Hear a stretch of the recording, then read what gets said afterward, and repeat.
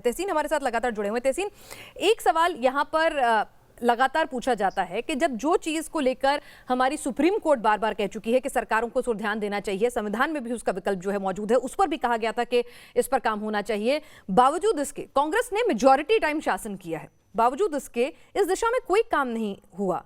तो कहीं ना कहीं ये अपीजमेंट पॉलिटिक्स के चलते हुआ। टीना जी, मैं आपके शोर में मुझे शिरकत करने का मौका मिला, मैं इसका शुक्रगुजार हूँ।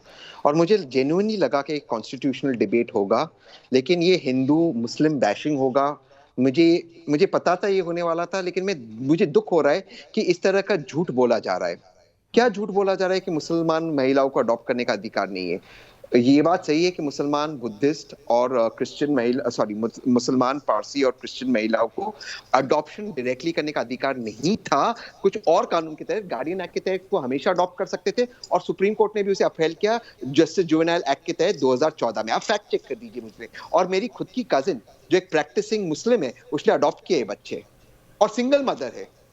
कहां से कौन सी झूठ बात करते टीवी पे आप ले आते हो? और प्रोफेसर आगे झूठ बोल रहे हैं आप, ये कह रहे हैं। मैं अपनी बात समाप्त कर लूं। प्लीज मुझे रिक्वेस्ट कीजिए, बहुत समय की बात। जी बिल्कुल, बोलिए। दूसरी बात, ये हिंदू मुसलमान का विवाद है ही नहीं। मैं जवाब देता हूं। अभी दीजिएगा अश्विनी जी, पहले उन्हें पूरी बात करने दीजिए, फिर आप जवाब दीजिएगा। आर्टिकल 25 के तहत आपके जो राइट टू प्रैक्टिस रिलीजन एक फंडामेंटल राइट है, बाकी सारे आपके डायरेक्टिव्स है। ये अश्विनी भाई ने बराबर कहा। अब आप 6th schedule of the constitution को निकाल नहीं सकते, इसे इंटरप्रेट किया है वेरियस जजमेंट्स की तरह। Basic structure of the constitution, एक मिनट के लिए अपने दिमाग से गंद निकाल दीजिए। मुसलमान हिंदू और नॉर्थ ईस्ट के बारे में सोचिए। नॉर्थ ईस्ट के बारे में एक वहां पे प्रथा है, जो सारी संपत्ति है वो सबसे छोटी बेटी को जाती है।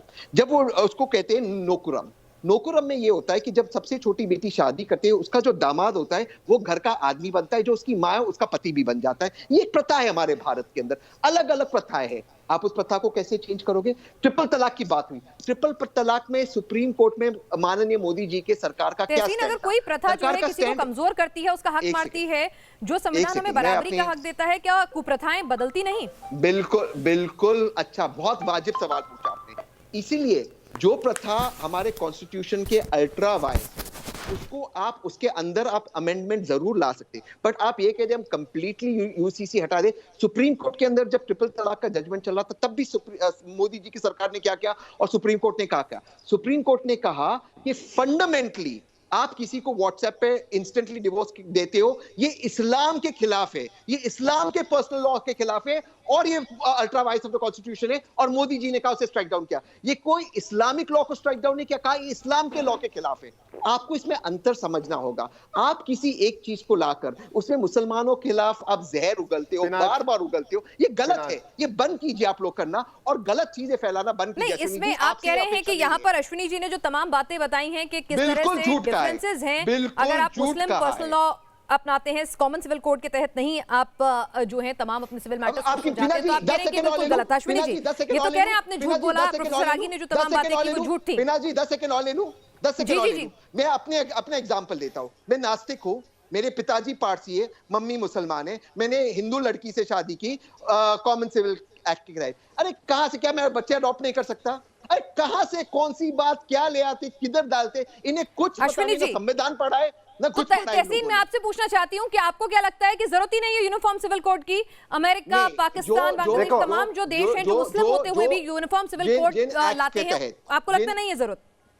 नहीं, जिन पर्सनल लॉज के तहत, जो personal laws ultra vires of the constitution है, उसको आपको अमेंड करना होगा इंडिविजुअली। अगर मुस्लिम लॉ में कुछ अल्ट्रा वाइस है, जैसे ट्रिपल तलाक में, उसको आपको अमेंड करना होगा। हिंदू लॉ में है, उसको अमेंड करना होगा। क्रिश्चियन लॉ में उसे अमेंड करना होगा। ये कह रहे हैं हम आर्टिकल 25 ऑफ द कॉन्स्टिट्यूशन को हम फेंक दे, ये डायरेक्टिव प्रिंसिपल था, फंडामेंटल था ही नहीं। ये फंडामेंटल राइट है, basic structure of the constitution है। आप क्या दीनदयाल उपाध्याय व्हाट्सएप यूनिवर्सिटी में पढ़ते आए हो? कॉन्स्टिट्यूशन पढ़ा नहीं है आपने?